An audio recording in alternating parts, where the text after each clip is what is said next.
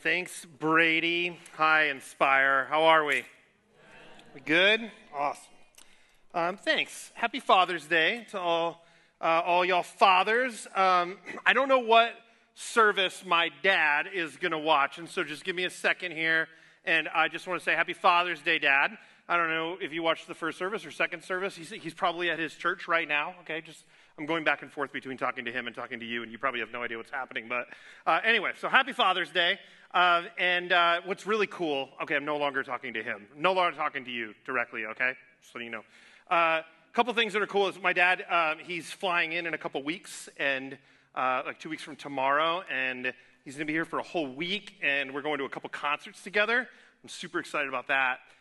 But his name is Daniel Albert DePrez, which means his initials spell dad, which is great. So anyway, some people for service were like, "Aw," and I was like, well, I didn't mean it to be an aw moment, but anyway, there you go. So anyway, Happy Father's Day. I hope you guys have a great day.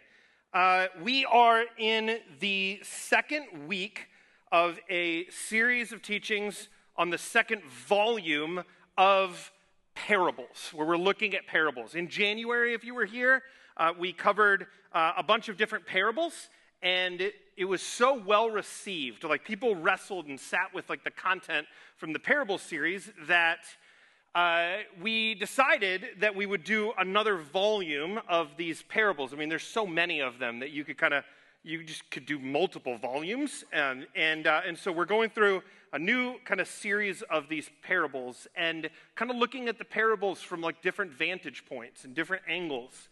And I need to say that this weekend, I had planned to cover a specific parable. And back in January, when we were going through this as a teaching team, we were kind of going like, hey, I think there's 43 different parables in the New Testament. And we were like, which one should we cover? And in our teaching team, it got brought up that we should cover this parable. It's a really obscure one. And it's basically a parable about this father who has two sons. It's not the prodigal son, okay, which is the very common one that you might know. But it's this strange parable where the father asks these two kids to go out into a field and to work. It's a really weird one, and it's super confusing. And so when we were in our teaching team in January, I remember thinking, like, I ain't covering that one right now. Like, that one's a lot to process. And so I decided if we're going to do a volume 2 on this, like, we're gonna cover that one.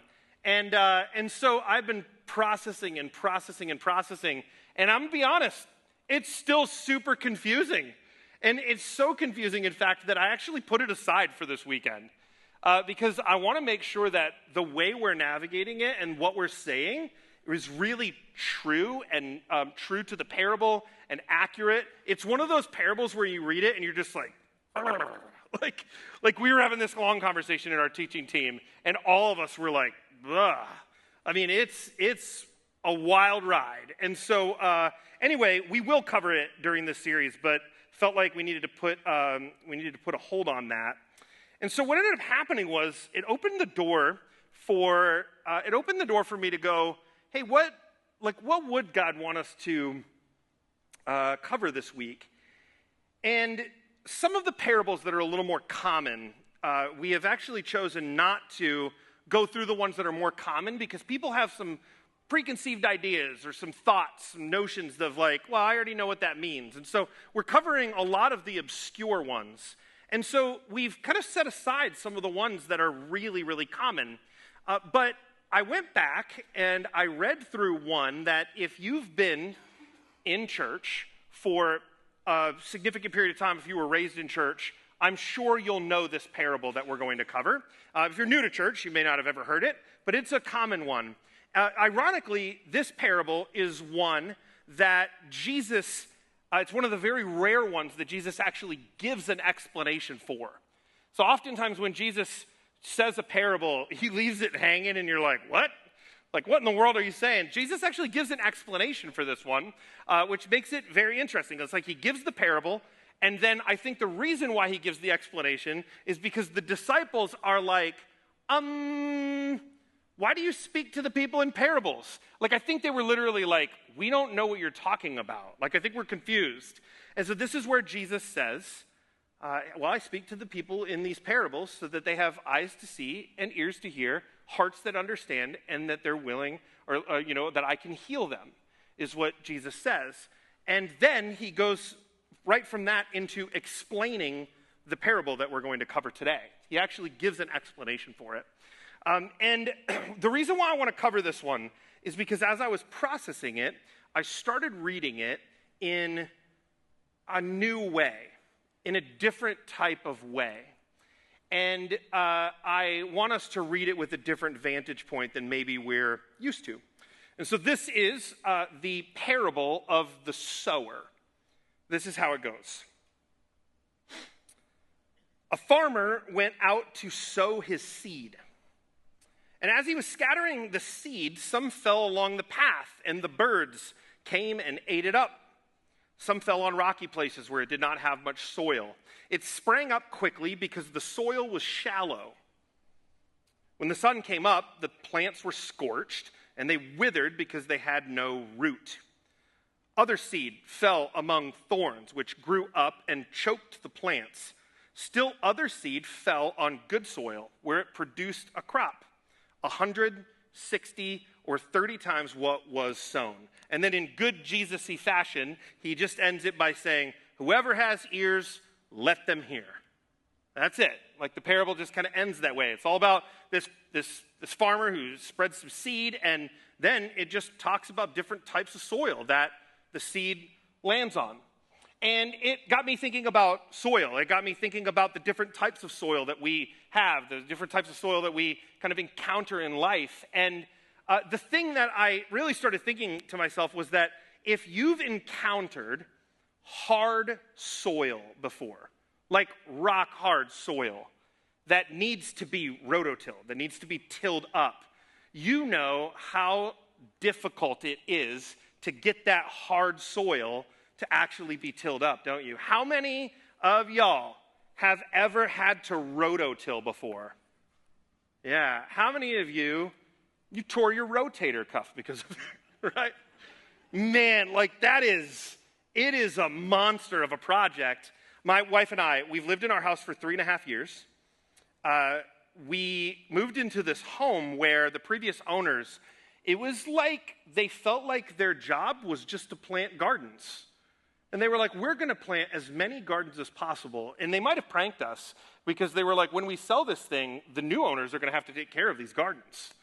And so what we have spent the majority of our time doing is simplifying and taking away gardens because there's so many gardens. Like, we can't keep up. We got young kids, and like my life is insanely busy. I'm like, we can't keep up with all these gardens. And so we have slowly taken away some gardens. We've done as much cleaning up gardens as we possibly can and really simplifying things. But there's this one garden bed that we have been putting off for the 3+ years that we've lived in this home. And it's because this garden bed was an absolute disaster. Like, it was one of those ones where you look at it and you're like, oh man. Like, you ever seen a garden bed and you're like, there's like just the thought of tackling that thing like just seems exhausting. And so we have put this thing off for 3.5 years of living in this house. And part of the reason why is just because of the sheer size of it. Now, width-wise, it's not that big. It's only about 4 feet wide, but it follows the entire backyard of our entire backyard, basically, or a huge section of it. I'll show you a picture in a second of the after. I never even took a picture of the before. But what you need to know is it's hard to get scale of how big this thing is. We put 40 bags of mulch into this thing, okay? 40 bags of mulch. 3 weeks ago, we decided to tackle this after 3.5 years of putting it off. We put 40 bags of mulch into this thing. It's probably 60, 70 feet long. It's huge. And so this is a picture of the after of the garden bed. So all these bricks were there and all of that stuff. Well, what you'll see is that our backyard, butts up to a 10-acre field that is used exclusively for alfalfa. Like, so it just constantly grows and it's getting cut and grows and gets cut. If you're wondering where we live right off of hole 16 of Water's Edge Golf Course. So when you're on the green of Water's Edge, you can see the back of our house. So it's a blue house. If you see it, just pray for us when you see the house, right? But there's a big field that's in between us, and all of that alfalfa decided to just live in this garden bed right here. And so it was just completely overtaken by all of this tall, just thick grass. And so what we decided to do was we decided to rototill. And a few weeks ago, we borrowed a rototiller, which, by the way, very difficult to find rototillers around here. Like, as agricultural as we are in this area, a little hand rototiller, very difficult to find. So I finally found one, and they're so difficult to find, I'm going to start renting it out, okay? Just letting you know that. So it's going to be a side hustle. You can ask me, and I'll make a lot of money on someone else's rototiller. Just kidding.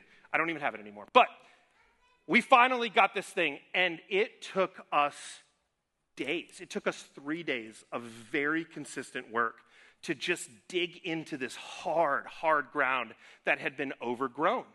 And we finally got to this point where it is now completely taken care of. And the irony is that we looked at this thing and we're like, I don't want to deal with that.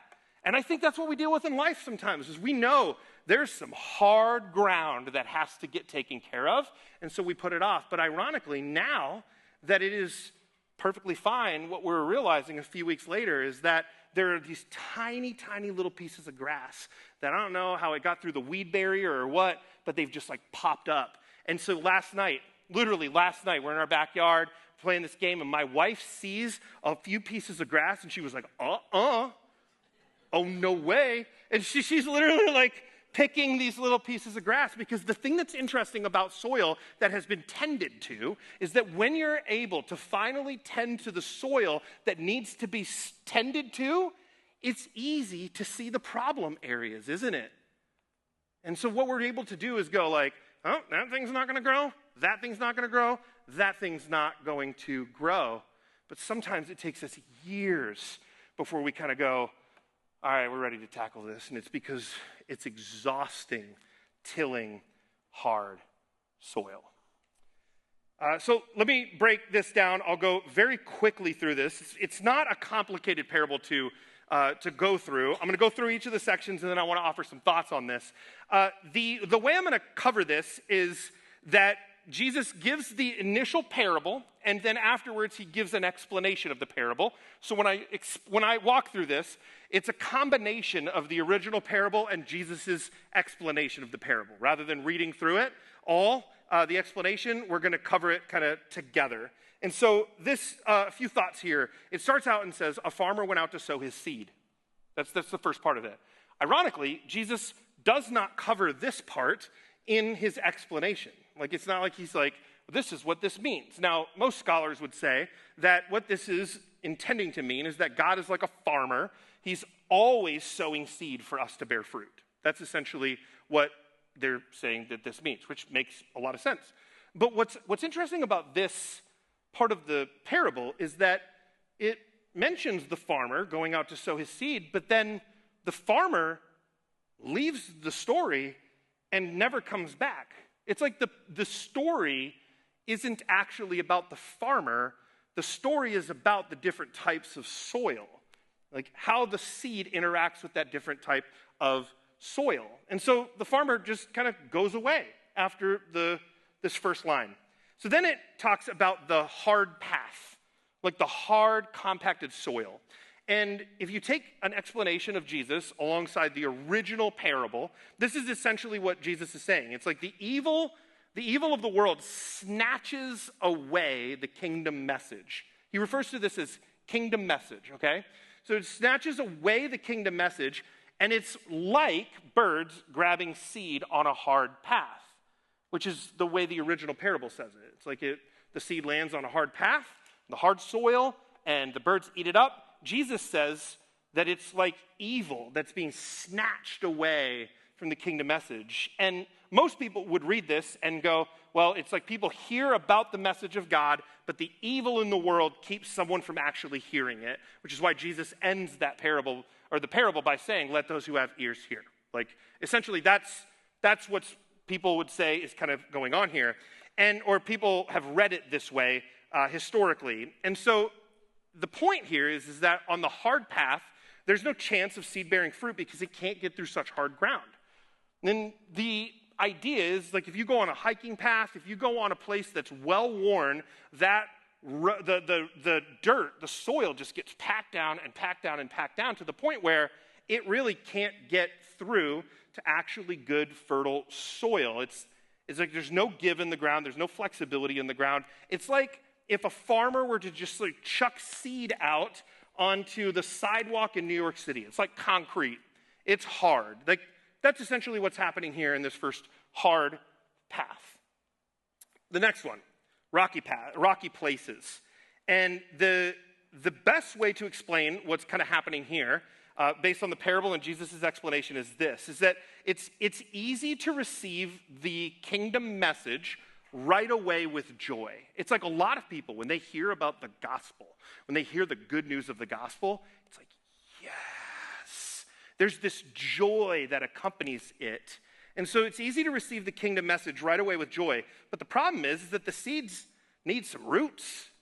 And without roots, what Jesus is saying and what the parable says is that the joy that they received only lasts for a short time, because when trouble and persecution come, Jesus specifically addresses it as trouble and persecution, then that joy can easily wither away.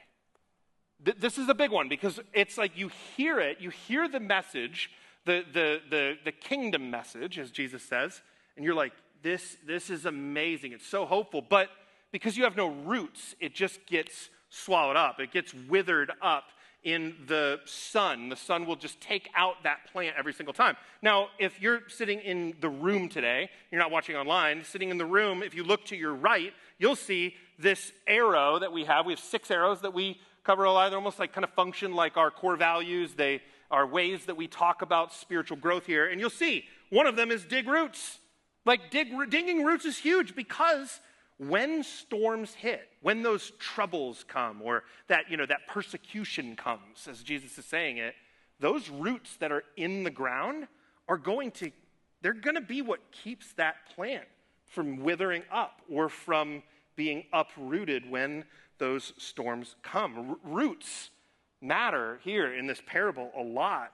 And it's easy for troubles, or maybe particularly in other areas of the world where real, true Christian persecution is happening, it's easy for trouble and persecution to wither up joy, isn't it? Like, because it's almost like as quickly as that joy comes, the joy falls away. That's what Jesus is saying when the seed falls on rocky places. Now, the next one is thorny soil, okay? Or thorny ground. And this is the way you could kind of combine the explanation along with the original parable. It's this, is that it's easy for worry and greed, or the deceitfulness of wealth is specifically what Jesus says.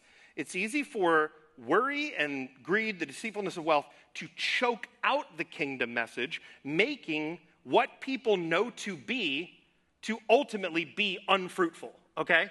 Like that, it's like, well, I know that it's true, but it's almost like you're lost in the worries of life, in that deceitfulness of wealth, thinking like, oh, well, the money, like success, all of this stuff it's going to be fulfilling. It's like we know that the message is true of the gospel, but man, we got lost in the deceitfulness of things that the world wants us to find as like fruit, when ultimately it's like it's not fruitful. And it's like you can actually know that it's not fruitful and still be deceived by it. Now, the thing that's interesting about thorns is that it's thorns. Like, there's no chance for the message to take hold. So it's not like when you're hearing this parable, you're not like, well, I hope that the seed takes root and grows. It's in thorny soil. Thorns, maybe you've forgotten, they're pretty inhospitable, right?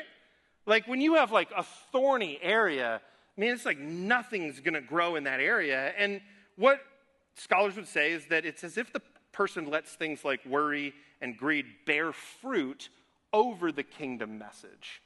And those thorns are just kind of getting in the way of what you know to actually be true.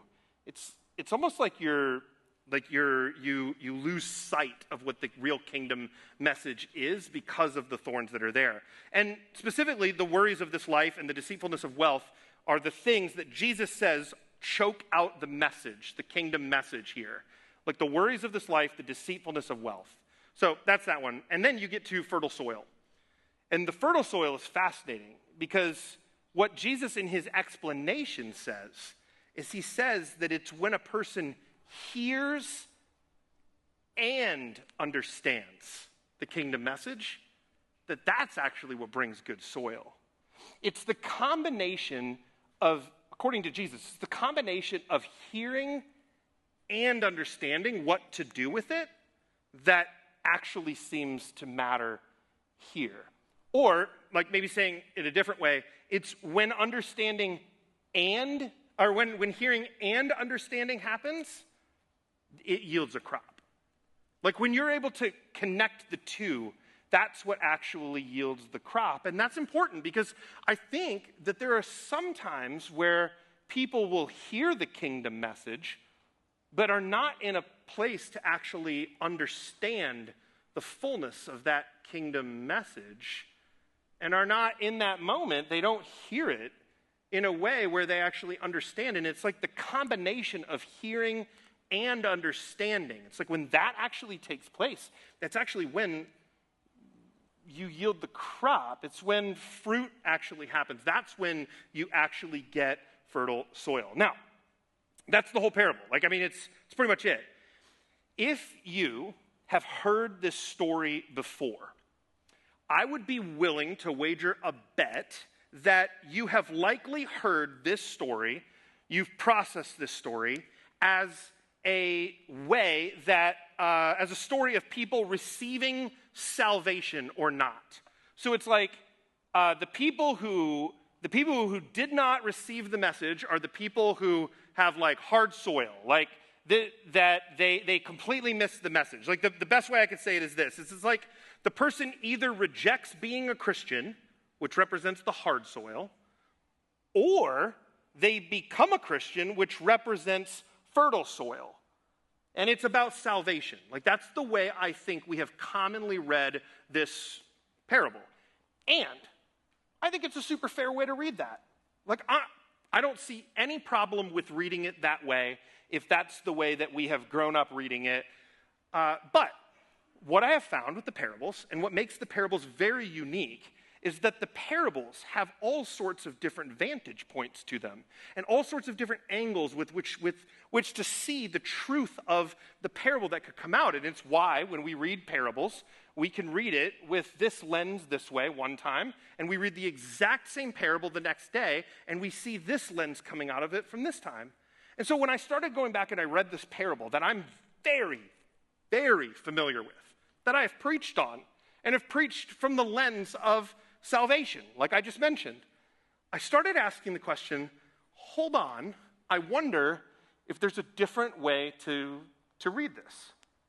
And I was so cautious in what I'm about to say that I decided to call some people who are very astute biblically, very astute theologically, to make sure that I'm not crazy or preaching heresy with what I'm about to say and the angle that I want us to see this from. I literally called some very good friends.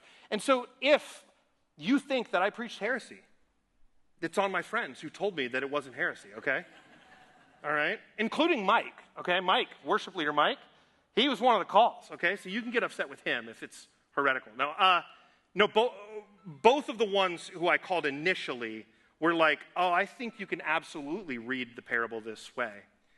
And here's how I want us to see it, is I am curious if there's a way to read this that looks at the fact that I'm curious if Jesus is talking here about the soil of our everyday life, not just for salvation. And so the question is this, is like, what if this parable is also about how our soil in our souls can actually change? Like, sure, it's about salvation. It's about, like, this is the way that person receives it. But I actually wonder if this is actually talking about the circumstances of life that we go through and how in certain seasons of life, our soil in that circumstance might be hard at certain seasons and might actually be fertile in other seasons. So another way to say this would be this, is what if we're not condemned to being one type of soil forever? I wonder if that's the way that we could read this parable. And by that, what I mean by what if we're not condemned to being one type of soil forever, sometimes the soil in our life is hard and it's dry. And sometimes it's fertile and can yield a harvest. Sometimes, I think because of the situation of life, the way that we see the world, the way that we see God, the things that we wrestle with, I think sometimes we have the ability to see or to hear, like Jesus is saying, let those who have ears hear. Let those who have eyes see. Does your heart understand what this message actually is or not? Sometimes I think in certain seasons we're like, okay, I'm grasping this in a deep way. And then other times, it's very difficult to really understand, that's what this means for me. You know that it's difficult to understand when someone who's very close to you, who knows you very, very well, can call you out on something and say, I think this is something that you struggle with. I think this is something that I can see in you. And you respond by going, are you serious? Because we're only self-aware about the things that we're self-aware about, right? Oftentimes, it's someone who's very close to us. It might be a spouse. Have you ever had a spouse, they say something to you, and your instinct is to actually be defensive? I think part of the reason why our instinct is to be defensive is because in that moment, we don't have the eyes to see what someone else can see, and we can miss it. I have a friend named Nate, and Nate, he's my best friend. He's a pastor in Lansing. He's pastored as long as I have. My wife and I will be married 19 years next month. He was in our wedding, and he knows me, about as well as anyone could know someone. And I'll never forget, I will vividly remember, I was on the phone with him. It was our very first house in Northeast Grand Rapids. This is 15, 16, 17 years ago. And I'm on the phone with him, and this guy who knows me well says, Matthew, I think that you have issues with pride and you have issues with ego. And I stood on the other end of the line on the phone being like, what are you talking about? Are you kidding me? I was shell-shocked. I couldn't see it. I literally couldn't see it. This person who's very, very discerning and who knew me well was able to see something that I, in that moment, was like, what are you talking about? It was the first time that anybody had ever confronted me on issues with pride and with ego. Now, thankfully, I sat there thinking to myself, I know that there's truth to it, but I don't know what he means. I trust that there's truth to it because he's a trustworthy friend. And I think that he's wise and discerning, but I don't know what that means. And it set me on a trajectory that for years and years and years and years I would work through. And I remember being frustrated, like, what are you talking about? Like, I don't see this. And then 15 years later, I, however long, a very long time later, I went out to Colorado, and I was pastoring in Colorado, and I was humbled. Man, I went through some life out there, and I've talked very openly about that. And it was when in that moment, years and years later, that I actually had the eyes to see and the ears to hear some things that I didn't see and I didn't hear when he originally told me.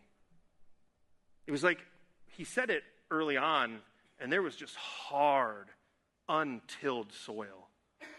And over the years and years and years and years, I finally got to this place where I was like, oh, that's what he meant. That's what he was getting at. It was like, I had the eyes to see and the ears to hear the thing that I couldn't see for years. I think one of the most powerful truths of this parable is that our soil doesn't have to stay the same throughout life.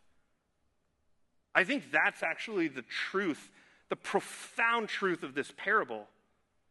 And some of you may know it. Like some of you have gone through life where you needed to change something in your life, but you didn't know what you were supposed to do with it. You were told and confronted with some things that you were like, somebody was like, this has to change in you. Like, and you just are stuck there going, I don't have eyes to see, I don't have ears to hear, I don't know how I'm supposed to get out of this. Like, in a very simple way, people who have lost weight know what this is like. People who have quit smoking know what this is like. People who have gotten out of addiction know what this is like, because what happens is that you get stuck and stuck and stuck and you can't see it another way. It's like you have hardened soil. And then eventually you find this new way, like a different type of way to actually get out of what you're stuck in. I think it's the reason why faith is so important, that we give that credit, we give that honor and glory back to Jesus. Because I think he's the one who takes puzzle pieces and puts them together to help us have a renewed mind. The renewed mindset in Jesus here. And so it's like the people who have maybe lost weight over the years or who have quit smoking or whatever, what's ironic is that it's not typically just one thing that you learn and you're like, that's the light bulb moment. Usually it's like connections from multiple pieces that come together in one moment and you're like, I'm ready. I wasn't able to see it before, but I'm ready now. Our soil doesn't have to stay the same throughout life. But this combination comes together and things just click. Now, what's interesting, and I want to go through some examples here of what this could be like, okay, what this means. What's interesting to me about this parable is that the seed and the sower are always the same. But the parable has really little to do with the farmer or the sower. But the seed and the sower are always the same. And so if they're always the same, what's the one variable in this parable? It's the condition of the soil. That's the one variable. That's the one thing that changes, is the condition of the soil. And so I wonder if the circumstances of life that we go through, if the circumstances of life actually expose the type of soil we're bearing at that moment in that situation. When that circumstance arises, when we go through that thing, I wonder if the type of soil that we have deep within our soul is actually just being exposed in that moment. Let me walk through some examples here. Let's talk about the hard path soil.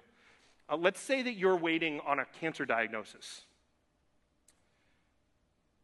You have gotten a biopsy. You're waiting for the results to come back.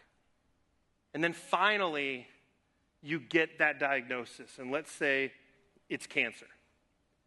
Devastating. Like devastating. That's an incredibly scary thing to be in.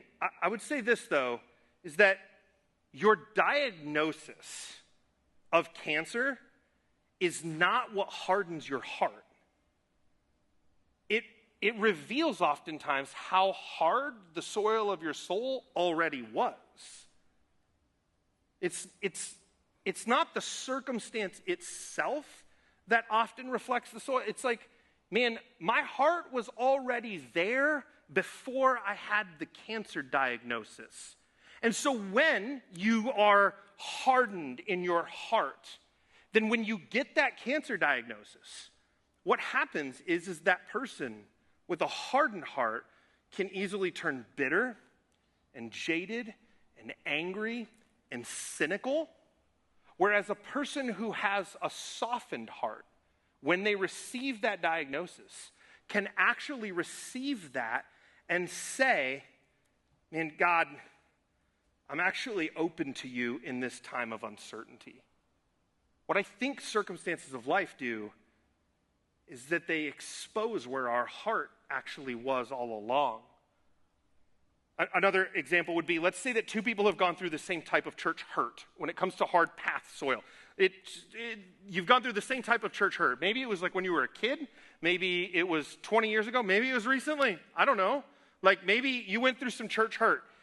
The person who has gone through an incredibly painful situation with a hard soil kind of heart says, I will never trust anyone or anything ever again. A wall goes up and you say, it's done. Done. I will not put my trust. I will not put my faith in that person anymore or in that situation anymore. That is over. Or you could have someone who has fertile soil, who is willing to receive in that moment and say, God, heal me in the midst of what I'm going through.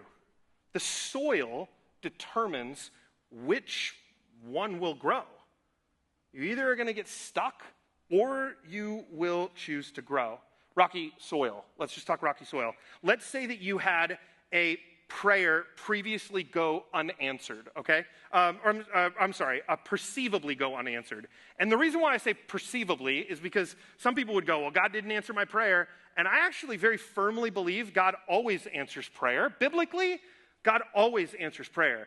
The problem is that God doesn't always answer prayer the way you wanted him to answer prayer, right?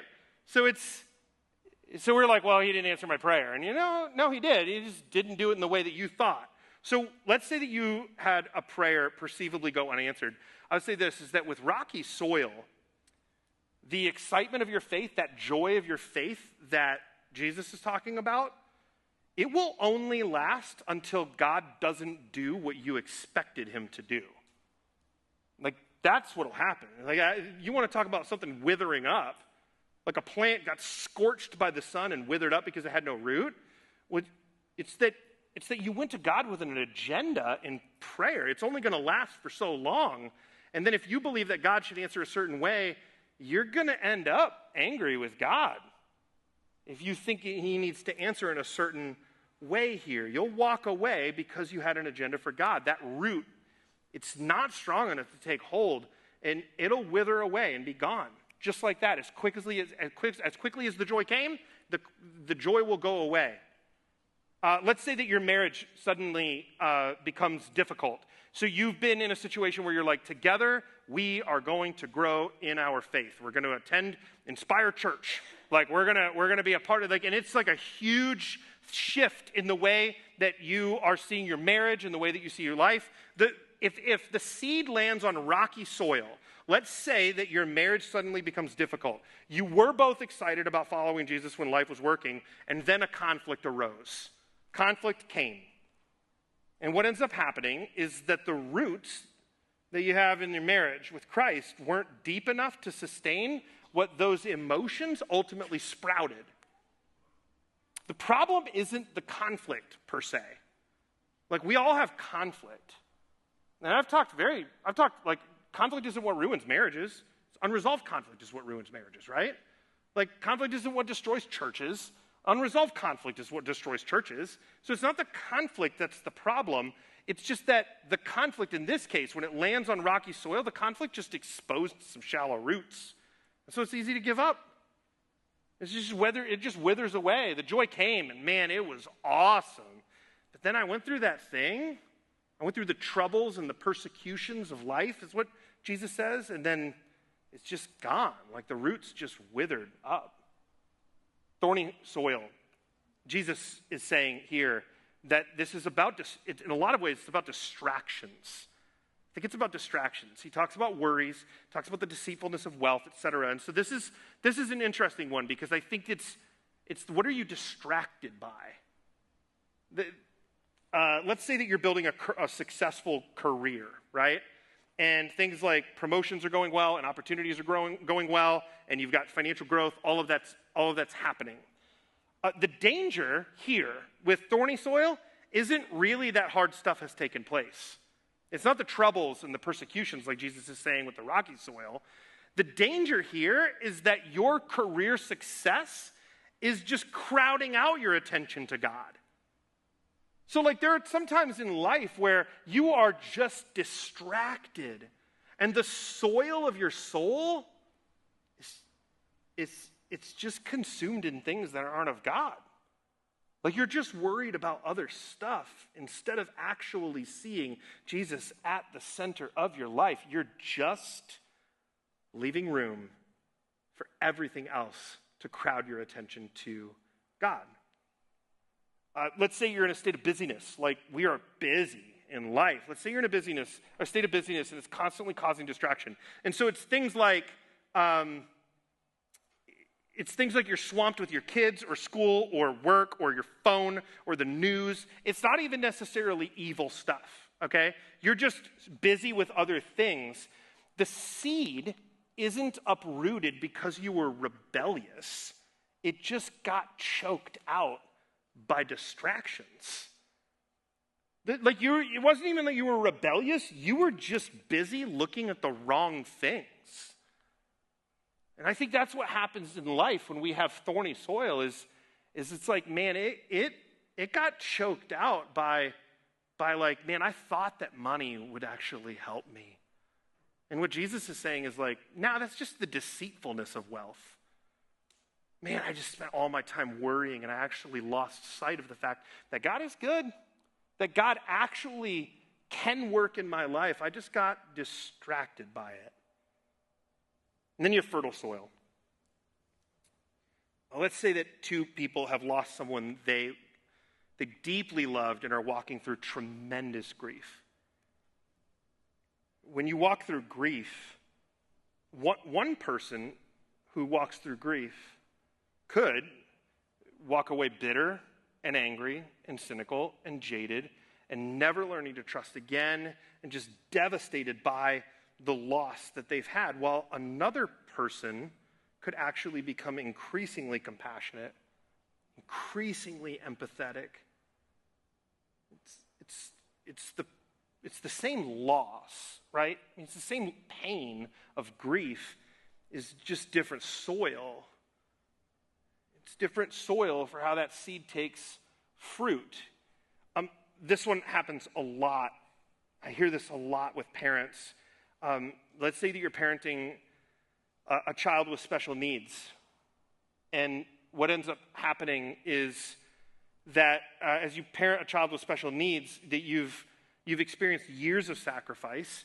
You have maybe some interrupted plans for what you wanted to do in life, or maybe what you have hopes for that child to do, but the special needs that the child goes through, like it's complicated, right? And so what can happen sometimes is you could walk away angry, or you could walk away bitter, or you could have fertile soil and go, actually, there's real joy in this.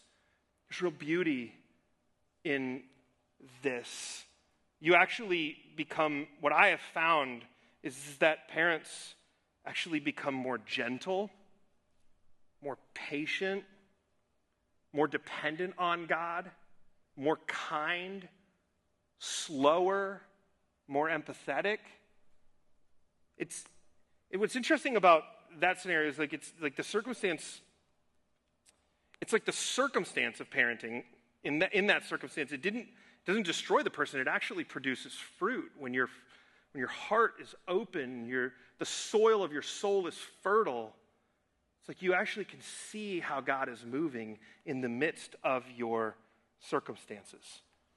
Now, another thought here, just for what it's worth, is this, because that's kind of the whole thing. Another thought is this: just because you have fertile soil in one area doesn't mean it's fertile in another area. You know what I'm saying? There are a lot of people who are like, well, I'm bearing fruit. I got fertile soil here, and I've just grown, and it's been amazing, and it's been awesome. Just because it's fertile here doesn't mean that it's fertile here. Like, you could have fertile soil in this area that God has grown you in, but maybe there's a whole other area where your heart is hardened. Your heart, it's like stone. And you need to find some fertile soil in this part of your life. I'm guessing there are all sorts of things that you're walking through that are revealing the condition of the soil of your soul. And I wonder if could those things be trying to help you recognize areas of your life that need to be tilled? Do you just need to be tilled? I mean, I got exposed. I did not handle that well. Over the years, I have begun to realize that the condition of our soil and our soul is important when we originally hear about salvation and how God wants us to be formed spiritually. Like it's both and. This parable seems to be able to connect to both worlds. It is about how we receive the kingdom message of Jesus at salvation, but it also seems to be about how we receive the kingdom message of the soil of our soul decades from now. Like decades later, we see things in a different way. And I think the condition of our soul, or the condition of the soil in our soul reveals how we receive the good news of the gospel the first time we hear it and what following Jesus looks like decades down the road. Having fertile soil is simply a condition of our hearts.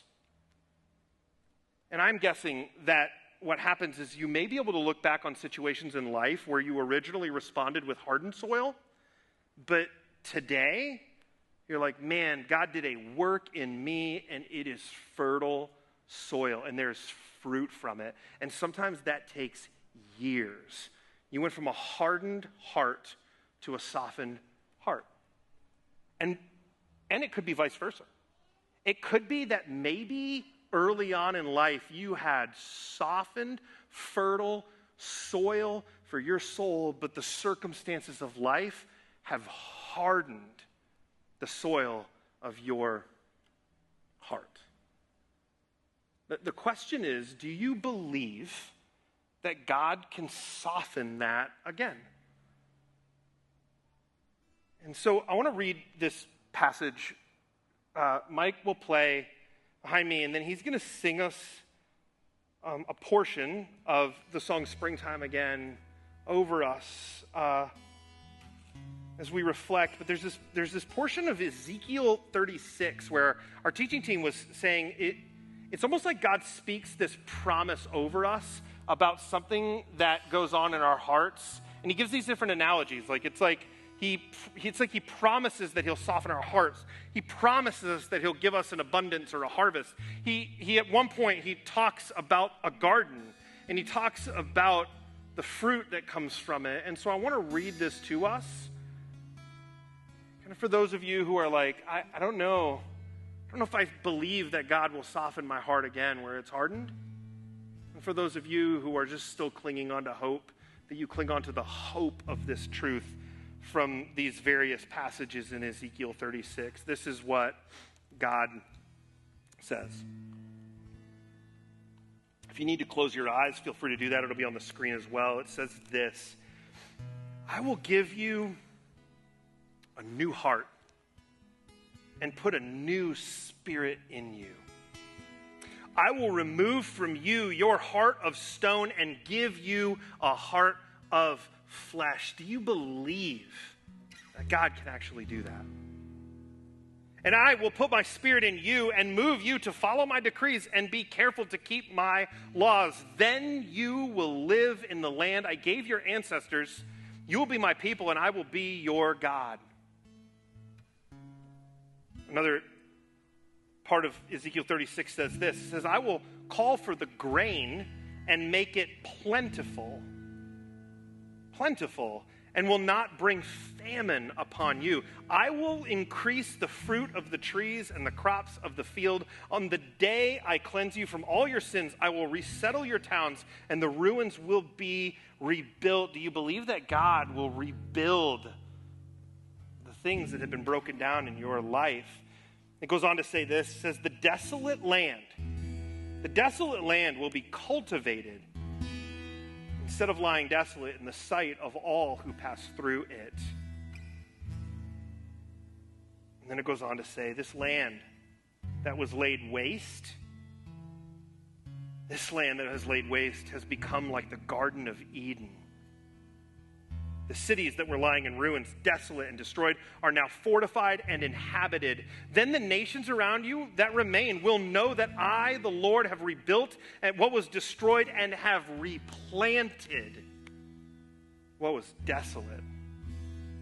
I, the Lord, have spoken, and I will do it.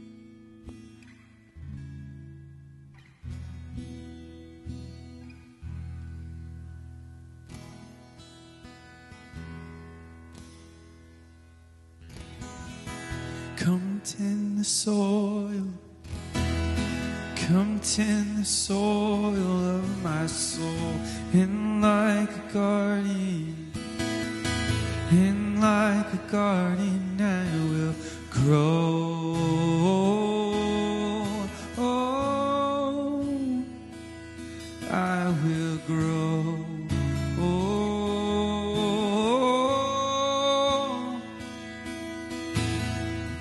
Come tend the soil, come tend the soil of my soul, and like a garden, I will grow. Oh, I will grow. Oh, come tend the soil, Lord, come tend the soil. Come tend the soil of my soul, and like a garden, I will grow. Oh, I wanna grow. Oh, come tend the soil, Lord. Come tend the soil. Come tend the soil of my soul, and like a garden, I will grow.